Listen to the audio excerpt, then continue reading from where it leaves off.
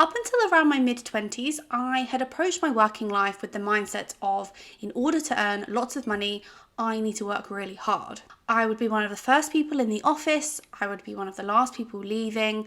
I'd say yes to every project and opportunity that came my way in order to try and get myself ahead.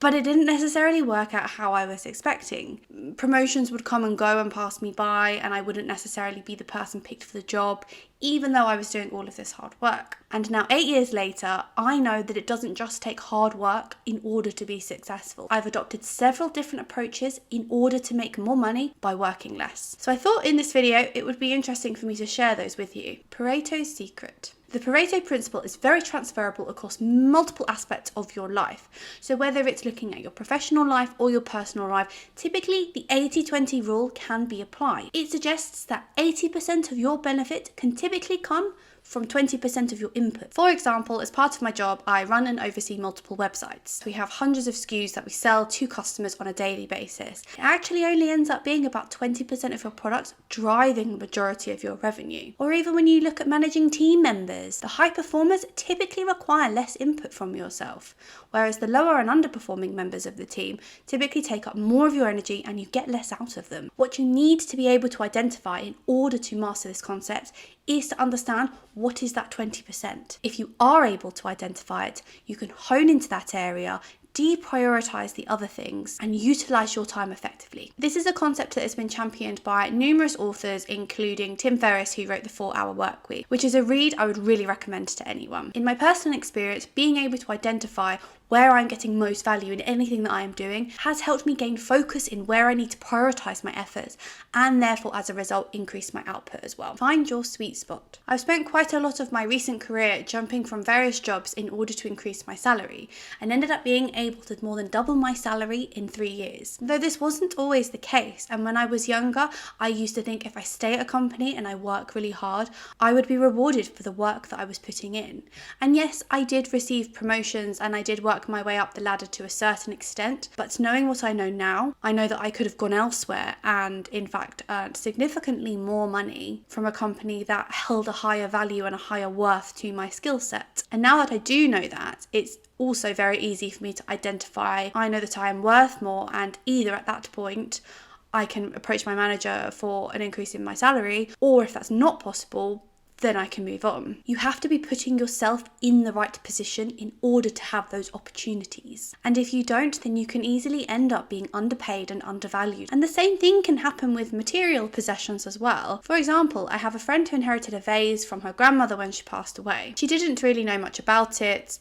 It didn't really fit with her internal decor, so she held on to it for a while for sentimental reasons, but ultimately decided that she wanted to sell it on and give it to a home that would really enjoy and appreciate it. So she put it on a general household auction site. It actually ended up being quite a rare 18th century Chinese piece and sold on the website for £500, which she was very happy with at the time. But having a bit of curiosity, she ended up researching the vase afterwards and then came to find that it was worth significantly more than what she had sold it at auction for. If she had in fact sold it at a specialised Asian art auction, that she probably would have got closer to $50,000. This is why it is so important to make sure you were in the right room and you were understanding the value of what you have, because otherwise you can just end up wasting it away. Dive deep. The concept of deep work is a term that was coined by the author Cal Newport, and it specifically refers to the ability to focus on a task that is cognitively demanding without being distracted, which in turn allows you to produce higher quality work in a shorter period of time. And he champions the fact that it can lead the person to generate innovative ideas and set themselves apart from the competition.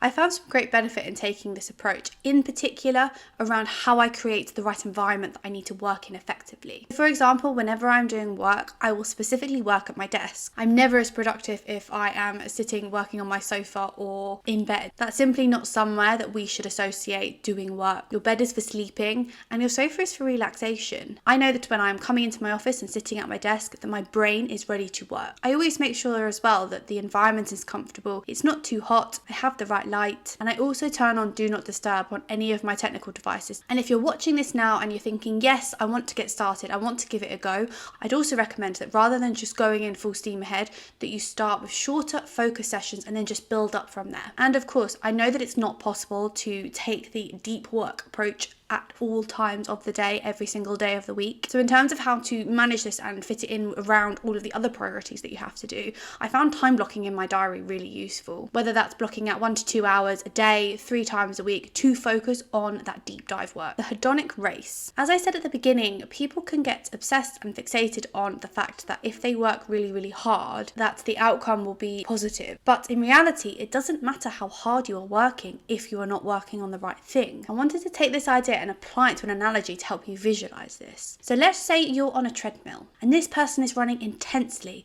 They're sweating, they're breathing heavy, their heart rate is elevated, and they're clearly exerting a lot of effort. But despite this, they're on a treadmill, so they're not actually making any progress or reaching any kind of destination. The same thing can happen at work, and I have been guilty of it as well. For example, you could take the approach of saying yes to every single project that comes your way, with the hope that it may give you the exposure and help to elevate your profile in order to help you progress in your career. And I was guilty of this too. But what I've come to learn as I've gotten older is cherry picking the right projects and the right tasks that will in turn highlight the right skill sets that you need to demonstrate in order for your progression. And I don't waste my time expending loads of energy on everything under the sun when I know it's not going to necessarily get me anywhere. This will only cause you burnout, exhaustion, and could even negatively impact your mental health. By applying these things in my life, I have found that I am able to more effectively manage my time, therefore working less, and as a result, earning more. Win-win. I hope you enjoyed today's video. Let me know in the comments below which topic you found most interesting and which one you'll be taking on board in order to help you on your journey to financial freedom. Thanks so much for watching, and I'll see you in the next one.